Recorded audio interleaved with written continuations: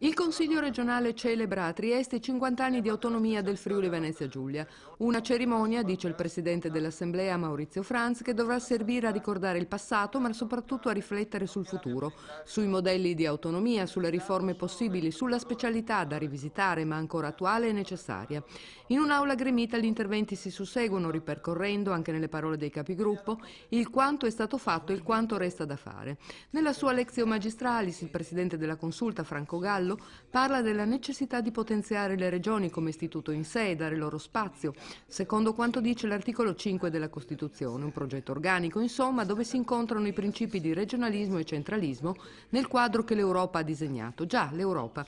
C'è, sottolinea il presidente della Regione Tondo, la consapevolezza che l'Italia è stretta proprio dai vincoli imposti dall'Unione, che il debito pubblico accumulato è enorme, che la spesa va drasticamente ridotta e riqualificata. Ma la domanda è se quest'opera debba essere necessariamente compiuta mortificando il sistema delle autonomie, tanto più se queste autonomie hanno potuto rappresentare concretamente la propria virtuosità. Quanto alla specialità, noi riteniamo, ha continuato, che questa sia attuale nella misura in cui adeguiamo il cambiamento globale alle esigenze del territorio. Il Consiglio regionale non solo le rappresenta, ma i suoi componenti sono stati eletti prima di tutto per valorizzare e, se necessario, difendere l'autonomia definita dalla Costituzione e sancita dallo Statuto. Un'autonomia che non va rivendicata come diritto ma conquistato con l'autorevolezza e l'efficienza, e va difesa con i fatti, i comportamenti, i numeri soprattutto, coniugandola con la parola responsabilità.